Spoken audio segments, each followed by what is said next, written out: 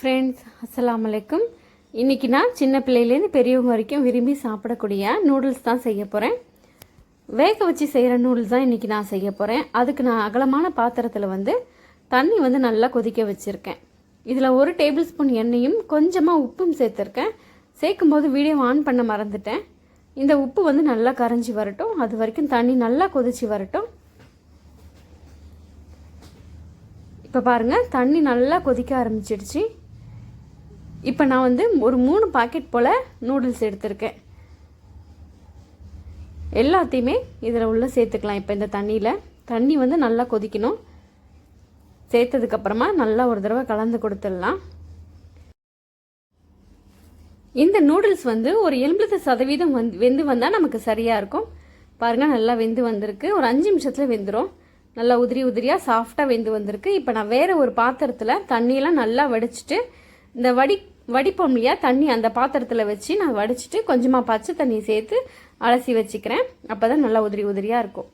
இப்போ அதே கடாயில் 5 டேபிள் ஸ்பூன் அளவுக்கு நான் எண்ணெய் சேர்த்துருக்கேன்.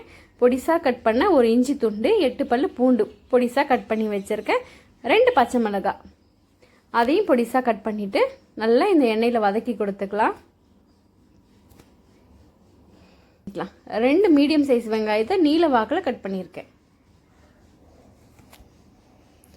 இந்த வெங்காயத்தையும் சேர்த்துட்டு வதக்கி விட்டுக்கலாம். வெங்காயம் ரொம்ப வதங்க வேணாம், கொஞ்சம் வதங்கினாலே போதும். இப்போ இதில் 2 கேரட்டு, 1 குடமிளகா, கொஞ்சம் போல் கோஸும் சேர்த்துருக்கேன்.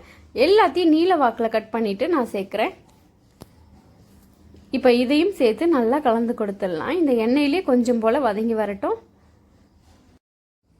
இப்போ காயெல்லாம் வதங்கிறதுக்கு நான் ஒரு 1/4 ஸ்பூன் அளவுக்கு உப்பு சேர்க்குறேன். நம்ம ஏற்கனவே நூடுல்ஸில் வேக வைக்கும்போது உப்பு சேர்த்துருக்கோம். அதனால் இந்த காய்க்கு தேவையான அளவுக்கு உப்பு மட்டும் சேர்த்துக்கலாம். காய்கறிலாம் ரொம்ப வதங்க வேணாம், ஒரு பாதி போல் வெந்தாலே போதும். பாருங்கள், இந்த எண்ணெயில் வதக்கி விடும்போதே அது நல்லா வெந்து வந்துடும். இப்போ இதில் நம்ம ரெடி பண்ணி வச்சுருக்க நூடுல்ஸ் எல்லாத்தையும் உள்ளே சேர்த்துக்கலாம். பாருங்கள், எந்த அளவுக்கு அப்படியே உதிரி உதிரியாக வருதுன்னு பாருங்கள். கொஞ்சம் கூட நூடுல்ஸ் உடையாமல் சூப்பராக வந்திருக்கு. எல்லாத்தையும் உள்ளே சேர்த்ததுக்கப்புறமா இதில் 1 டேபிள் ஸ்பூன் அளவுக்கு சோயா சாஸ், 1 டேபிள் ஸ்பூன் அளவுக்கு red chilli sauce, 2 table spoon அளவுக்கு தக்காளி சாஸும் சேர்க்குறேன். இதுக்கு மேலே கொஞ்சமாக கொத்தமல்லி இலையும் சேர்த்துக்கலாம். நீங்கள் ஸ்ப்ரிங் ஆனியன் இருந்தால் சேர்த்துக்கோங்க. இன்றைக்கி என்கிட்ட இல்லை, கொத்தமல்லி தான் இருக்குது. எது வேணாலும் நம்ம சேர்த்துக்கலாம். நல்லா ஒரு தடவை கலந்து கொடுத்துட்டு இப்போ இதில் கொஞ்சமாக மிளகுத்தூள், கடைசியாக கொஞ்சம் மிளகுத்தூள் சேர்த்துப்போம். டேஸ்ட் நமக்கு சூப்பராக இருக்கும் மிளகுத்தூள் சேர்க்கும்போது. அதையும் ஒரு தடவை நல்லா கலந்து கொடுத்ததுக்கப்புறமா நமக்கு சூப்பராக நூடுல்ஸ் ரெடி ஆகிடுச்சு.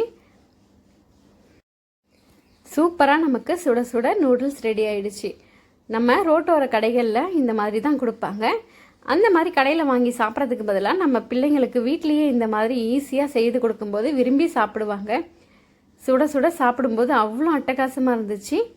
நீங்களும் உங்கள் வீட்டில் கண்டிப்பாக இதை ஒரு தடவை ட்ரை பண்ணி பாருங்கள். ட்ரை பண்ணி பார்த்துட்டு எப்படி வந்துச்சுன்னு கமெண்ட் பண்ணுங்கள். தேங்க்யூ.